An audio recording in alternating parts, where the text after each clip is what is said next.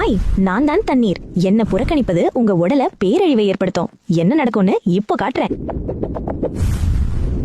நான் நுரையீரல். தண்ணீர் குடிக்கலனா வறட்டு இருமல், ஆக்சிஜன் அளவு குறையும். எனக்கு 90% தண்ணீர் ரொம்ப முக்கியம். நான் தான் பிரெயின்.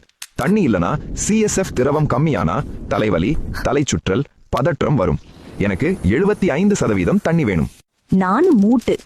சினோவியல் திரவ நீர் மேலா சார்ந்த தண்ணீர் இல்லனா விரைப்பு, மூட்டு வலி வரும், நகர முடியாது. நான் தசை.